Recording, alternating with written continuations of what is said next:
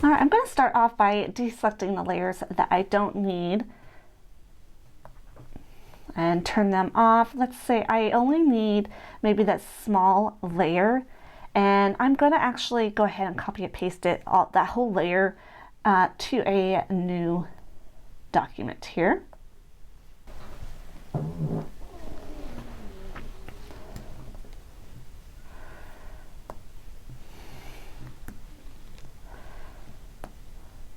Just going to go ahead and create a new document, and one way you could do this, you could make this document the size of your fabric, or we can draw a rectangle the size of your size of the fabric, and it is really up to you. I'm going to kind of show you how to create your document size, and then you can change it how you need it. I'm going to go ahead and just create it larger. I'm going to go ahead and just do 100 by 100. And click OK. Okay, and paste my pattern. Now I noticed it didn't bring over, I forgot to copy all over the information. So let's go ahead and go over here and go back to my original pattern here. And I want to copy that one as well. So copy and go back. And this is, again, a total optional step. You could just do it right on the document that you're at. But I'm just showing this so you can kind of get a hang of that and how it is. Okay, so now I have all my pattern pieces here. Some of them are extending over. So if I wanted to resize this document, I'm like, oh, it's not quite long enough to fit that. You could come over and you could resize the document. And this is the width over here. And if I just want to increase it, maybe I'm going to increase it by that much. And we'll go ahead and push that green check to apply. And you can see it's made my document larger now. Oh, I didn't want to redo. Okay. I just want those words back on there.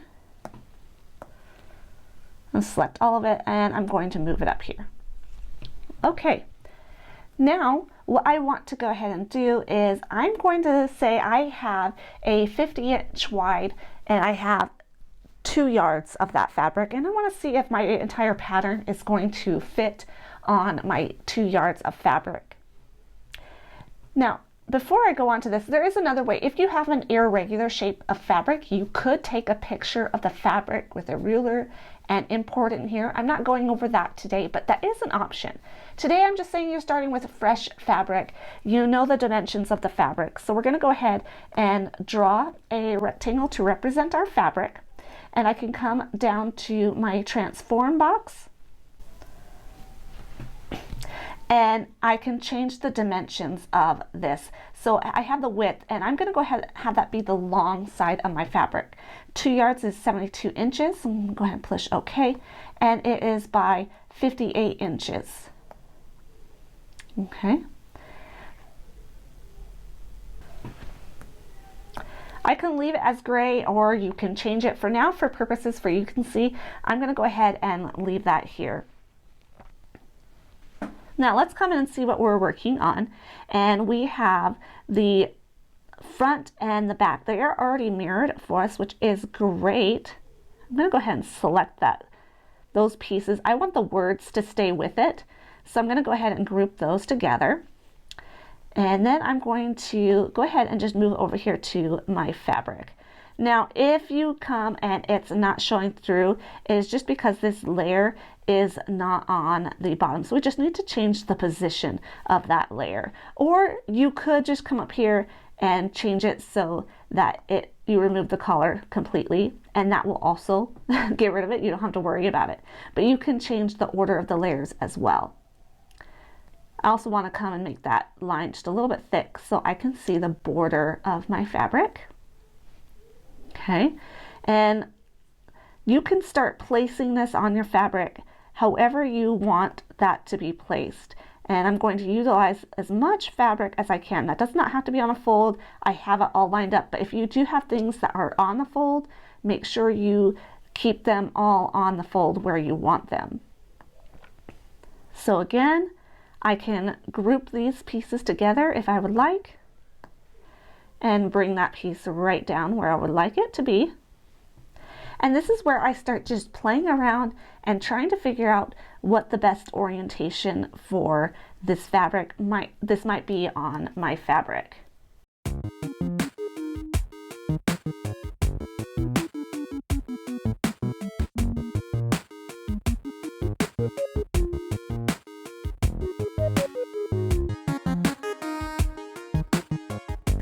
Now maybe I want to line some things up on the fold. So I'm going to go ahead and turn on my snapping here. And we're going to find all those pieces that are cut in the fold. So here's a piece that's cut in the fold here. Group that together. And let's come over and let's make it on the fold here. So let's try to line up that fold. So that snapping, it shows me that it's all lined up. And if you want to get as close as you can on there, feel free to do that. That's really up to you on how comfortable you are with your cutting. And then there was another, so that one's cut on the fold, but you know what? I know that the other part of my jacket here is also cut on the fold. And that's the one with the yoke. So I can choose if I'm having the one with the yoke, or this one's lining fabric, or if you weren't doing the yoke. So if I'm doing lining in a different fabric, maybe I don't want that one on right now, but I do want this one. So let's go ahead and group it. And I know that's really small for you to see. Let's try again because it didn't group that all together. Okay, and I'm going to bring it right in there, and let's zoom where we are at here. And that will fit right in there. You can see when you are planning your fabric cuts, you can see how close you're going to get on there. And that one's pretty close. You can see it's pretty close on there. And let's come get the yoke piece here. Group that together.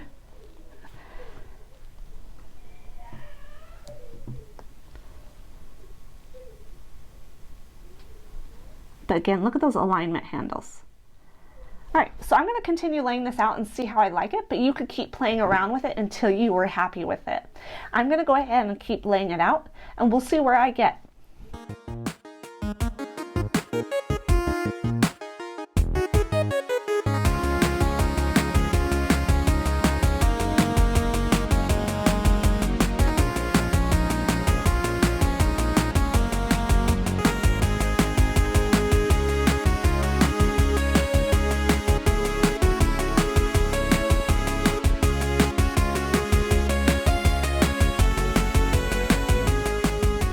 Sometimes you might have to turn off snapping just to get it placed exactly where you want it.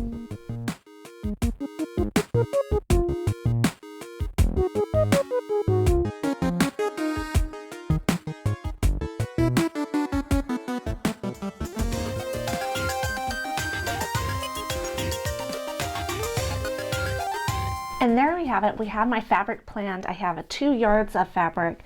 I can maybe move these around and try to utilize my fabric a little bit more.